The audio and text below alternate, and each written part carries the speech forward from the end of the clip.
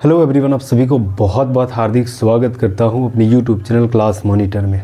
आज मैं लेके आया हूं प्राचीन भारत में धार्मिक आंदोलन चैप्टर जो इतिहास से संबंधित है, उसी से संबंधित एक धर्म है जैन धर्म, जो कि 6ठी-7वीं शताब्दी ईसा पूर्व में जन्म हुआ।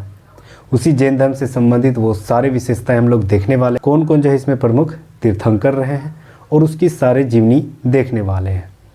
प्लीज़ बने रहिएगा। तो सबसे पहले यहाँ जानते हैं संस्थापक कौन थे। तो याद रखना है, जैन धर्म के संस्थापक जितने भी हम बता रहे हैं, हर एग्जाम ये सवाल डेफिनेटली पूछा जाता है। तो जैन धर्म के जो संस्थापक थे वो है ऋषभ देव। याद रखना है, ऋषभ देव नाम थे, जो कि पहले तीर्थंकर थे। ठीक है, याद रखना टोटल जैन धर्म में 24 तीर्थंकर आए हुए हैं। उस 24 तीर्थंकर में से पहले तीर्थंकर जो है वह आपके ऋषभ देव है। ठीक है, याद रखना ऋषभ देव, तो उसी को संस्थापक माना जाता है। लेकिन वास्तविक संस्थापक जो है वह महावीर स्वामी को कहा जाता है। अब महावीर स्वामी को जो है वास्तविक संस्थापक क्यों माना जाता है? क्योंकि महावीर स्वामी जो है 24वें तीर्थंकर थे और सबसे ज़्यादा जो इस जैन धर्म की जो प्रमुख विशेषताएं विस्तार हुई ना, वो महावीर स्वामी जी के काल में हुई है। इसीलिए महावीर स्वामी को जो है वास्तविक संस्थापक जो कि जैन धर्म के माने जाते हैं। अगला पॉइंट बोल रहा है टोटल जो कुल तीर्थंकर कितने हुए जैन धर्म में, तो याद रखना है 24। ठीक है, 24 टोटल तीर्थंकर याद रखना है। और 24 तीर्थंकर का इसको हम लोग को ज्ञान प्राप्ति कैसे जाने की, टोटल 24 तीर्थंकर मतलब जैन धर्म में आए हुए हैं। तो इसकी जो जानकारी है ना, वह कल्प सूत्र में ज्ञान मतलब इसकी जानकारी दी गई। कल्प सूत्र जिसकी रचना किसने किया था? भद्रबाहु। ये इंपॉर्टेंट चीज़ है। ठीक है ना, कल्प सूत्र में इसी की रचना की गई है, जो कि टोटल जैन धर्म में 24 तीर्थंकर आए हुए हैं और 24 तीर्थंकर थे, उसी का जिक्र जो है कल्प सूत्र की रचना में दी गई है, जिसकी रचना किसके द्वारा किया गया था? भद्रबाहु के द्वारा। अगला पॉइंट आते हैं, पहला जो अभी हम लोग देखें, पहला जो टोटल हम लोग 24 तीर्थंकर और 24 तीर्थंकरों में पहला कौन थे? तो याद रखना ऋषभ देव। ऋषभ देव को जो है ना, उसका प्रतीक बहुत इंपॉर्टेंट है, याद रखना ये। तो याद रखना है उसके प्रतीक क्या है? सांड या बेल। ठीक है, पहला कौन है? ऋषभ देव, और इसके प्रतीक क्या है? सांड या बेल भी बोला जाता है। अगला पॉइंट, जो ऋषभ देव है इसका उपनाम क्या है? ये सवाल भी पूछा जाता है कि ऋषभ देव के उपनाम क्या है? तो याद रखना है केसरिया देव। केसरिया देव के नाम से भी प्रसिद्ध थे और इसे आदिनाथ के नाम से भी प्रसिद्ध है। तो याद रखना है जो ऋषभ देव थे इसके नाम आदिनाथ भी थे। अगला पॉइंट, इसकी ज्ञान प्राप्ति जो हुई है वह वट वृक्ष में हुई। ऋषभ देव की शिक्षा जो है वह कौन से हैं? तो याद रखना सबसे पहले बताएगी कि अहिंसा, यानी हिंसा नहीं करना है, मारकाट नहीं करना। दूसरा अपरिग्रह, अपरिग्रह यानी धन एकत्रित नहीं करना है। धन एकत्रित ना करने की जो है प्रमुख नियम जो बताए गए वह ऋषभ देव यानी जैन धर्म के पहले तीर्थंकर के द्वारा ही दिया गया था। ठीक है, याद रखना है अहिंसा और अपरिग्रह, जिसका मतलब होता है धन एकत्रित नहीं करना। अगला पॉइंट है कि ऋषभ देव के एक पुत्र भी हुए हैं। उस पुत्र का नाम बाहुबली या महाबली के नाम से भी जाने जाते हैं और इसकी सबसे बड़ी ऊंची मूर्ति जो है ना, वह श्रवणबेलगोला कर्नाटक में स्थित है। 57 फीट ऊंची जो मूर्ति है यह श्रवणबेलगोला कर्नाटक में स्थित है।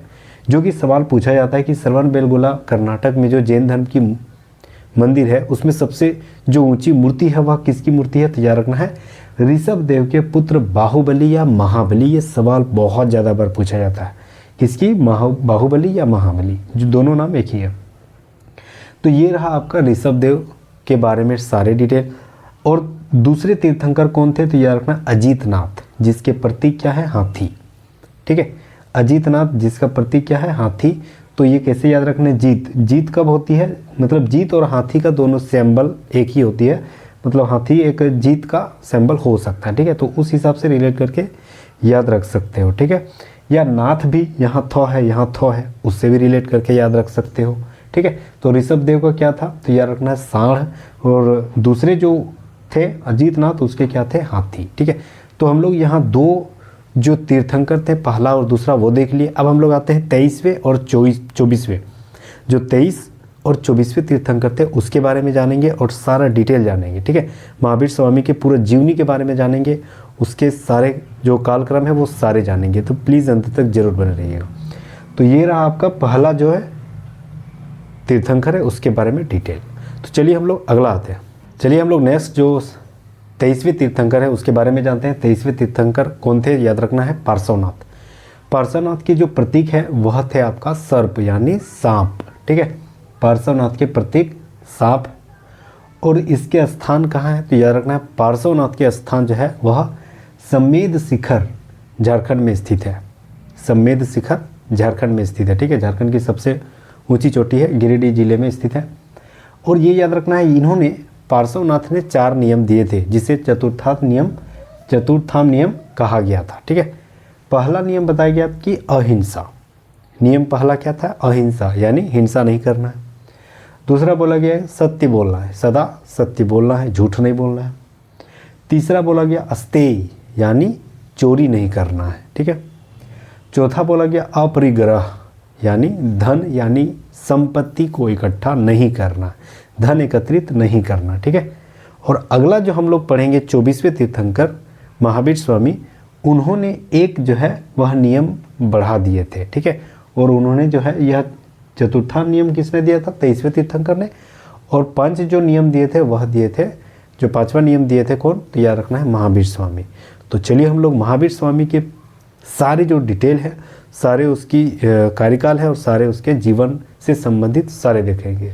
तो चलिए हम लोग जो अगला वो और अंतिम जो तीर्थंकर थे महावीर स्वामी, जो कि वास्तविक संस्थापक माना जाता है जैन धर्म के, उसी के बारे में सारा जीवन काल से संबंधित वो सारे हम लोग टॉपिक देखेंगे। तो पहला जो महावीर स्वामी 24वें तीर्थंकर थे जो कि अंतिम थे, और इसके जो प्रतीक है वह याद रखना है सिंह थे, सिंह यानी शेर, ठीक है। इसे ही वास्तविक संस्थापक कहा जाता है जैन धर्म का। इसका जन्म जो है, महावीर स्वामी का जन्म जो है वह कब हुई थी, 540 ईसा पूर्व में, जो कि कुंडग्राम वैशाली में हुए थे, ठीक है। इसके जन्म 540 ईसा पूर्व में कुंडग्राम वैशाली में हुए थे। इसके पिता थे कौन, तो याद रखना इसके पिता सिद्धार्थ थे। उसका नाम क्या था, याद रखना है सिद्धार्थ, जो कि महावीर स्वामी के पिता थे, जो कि ज्ञात्रिक जो वंश के प्रधान या राजा थे। सब सवाल पूछा जाता है कि उसके पिता सिद्धार्थ किस वंश के प्रधान थे, याद रखना है ज्ञात्रिक वंश के प्रधान व राजा थे। अगला पॉइंट है इसकी माता का नाम क्या था, याद रखना है त्रिशला। महावीर स्वामी के माता का नाम त्रिशला थी, और ये जो है ना वह लिच्छवी शासक चेटक की बहन थी। याद रखना है उसकी जो बहन कौन थी, माता कौन थी, त्रिशला, और ये जो है ना लिच्छवी शासक चेटक की बहन थी, ठीक है, चेटक। अगला है कि महावीर स्वामी की पत्नी का नाम क्या था, याद रखना है यशोदा। पत्नी का नाम यशोदा, जो कि एक कुंडीय गोत्र की कन्या थी। कुंडीय गोत्र की कन्या यशोदा थी। इसके दामाद कौन थे, याद रखना है जामाली, जो कि उसी के महावीर स्वामी के ही प्रथम भिक्षु थे। कौन, दामाद जामाली। गृह त्याग कब किए थे, याद रखना है 30 वर्ष की आयु में। 30 वर्ष की आयु में जो है वह महावीर स्वामी गृह त्याग कर दिए थे। और बड़े भाई नंदीवर्धन, याद रखना है नंदीवर्धन, उसी से आज्ञा लेकर के 30 साल की उम्र में घर से निकल गए ज्ञान की प्राप्ति की खोज के लिए। और 12 साल की कठोर तपस्या के बाद यानी 42 साल की उम्र में इसकी ज्ञान की प्राप्ति हुई, ठीक है। ज्ञान की प्राप्ति हुई जिसे कहा गया कैवल्य। कैवल्य क्या होती है, याद रखना है महावीर स्वामी की ज्ञान की प्राप्ति कहाँ हुई, तो याद रखना रिजुपालिका नदी के तट पर साल वृक्ष के नीचे, उसी साल वृक्ष के नीचे जो है ज्ञान की प्राप्ति हुई। कितने उम्र में, याद रखना 42 साल की उम्र में। 12 साल टोटल कठोर तपस्या की है, ठीक है।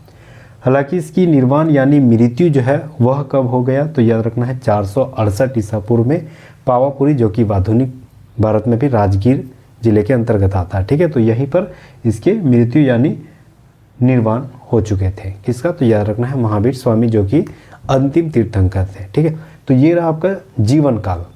अब इसके बारे में जो महावीर स्वामी है उसके बारे में आध्यात्मिक जो उसके कालखंड है वो सारे हम लोग देखेंगे। वो उन्होंने क्या क्या जैन धर्म से संबंधित विशेषता को विस्तार किया, और कहाँ ये जो जैन धर्म से संबंधित प्रमुख मंदिर है उसके बारे में जानेंगे। श्वेतांबर दिगंबर के बारे में जानेंगे, ठीक है। तो ये सारे हम लोग जाएंगे। तो चलिए हम लोग जो महावीर स्वामी के बारे में जीवन काल से संबंधित हम लोग सारे टिप्पणी देख लिए। अब हम लोग आते हैं जैन धर्म से प्रमुख विशेषताएं हैं उसके बारे में जानते हैं। तो पहला जो हम लोग आते हैं देखिए 24वें तीर्थंकर महावीर स्वामी उसी की विस्तार का ही एक देन है, बहुत सारे देन, ठीक है। तो इन्होंने जो महावीर स्वामी जो है ना वह 5वां नियम जो है ना वह दिया था आपका ब्रह्मचर्य, ठीक है। जो चौथा 4 नियम दिए गए थे किसके, पार्श्वनाथ के द्वारा, तो 5वां नियम जो है ब्रह्मचर्य दिया गया था वह है महावीर स्वामी जी के द्वारा। महावीर स्वामी के जो उपदेश दिए जाते थे ना उसकी भाषा थी प्राकृत भाषा। ये इंपॉर्टेंट सवाल है, इंपॉर्टेंट टॉपिक है, याद रखना है। प्राकृत भाषा में जो है उन्होंने अपना उपदेश दिए थे।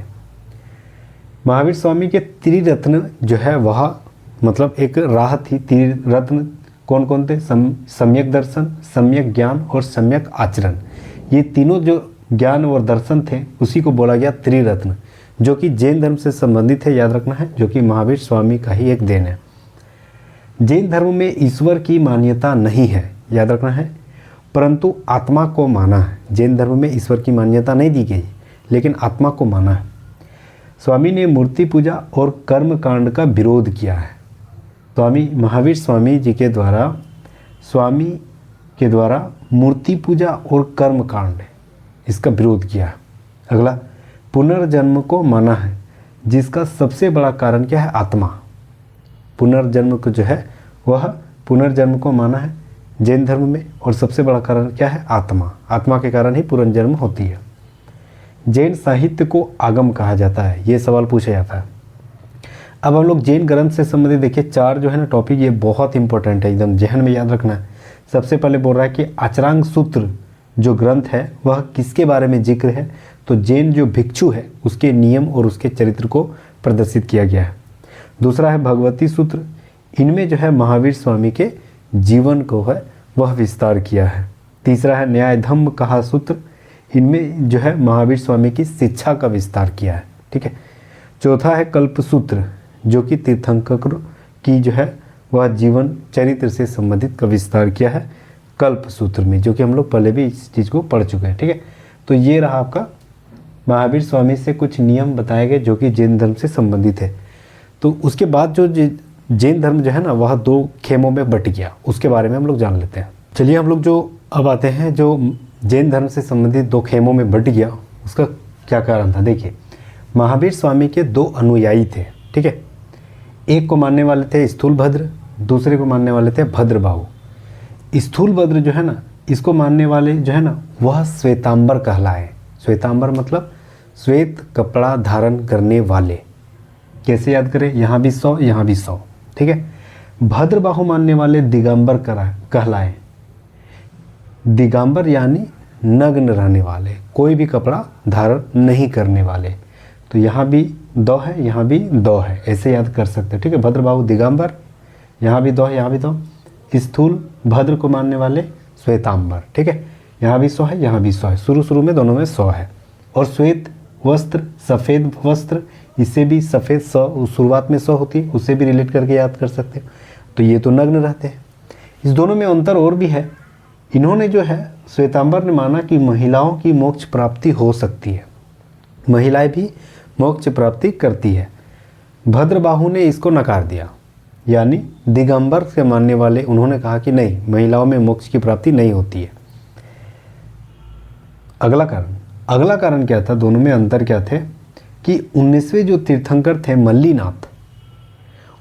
मल्लीनाथ को श्वेतांबर ने कहा कि मल्लीनाथ एक महिला थी, लेकिन दिगंबर ने कहा, दिगंबर के मानने वाले ने कि मल्लीनाथ एक पुरुष थे, ठीक है। तो ये दोनों 3 जो भी कारण अंतर है दोनों में यही अंतर थे, ठीक है। तो 2 अनुयायी स्थूलभद्र मानने वाले और भद्रबाहु मानने, तो ये दोनों में से जो 2 खेमों में बट गया वो आपका जैन से संबंधित थे, ठीक है। अगला हम लोग जो जैन धर्म से संबंधित जो भारत में प्रमुख जैन मंदिर है उसके बारे में जानते हैं। चलिए हम लोग जो आते हैं जैन धर्म से प्रमुख जैन मंदिर के बारे में, कुछ प्रमुख मंदिर के बारे में जान लेते हैं। पहला जो है वह मथुरा में है। मथुरा का जैन मंदिर जो कि मौर्य काल के द्वारा बनाया गया था, ठीक है, वह एक जैन मंदिर है, मथुरा में स्थित है।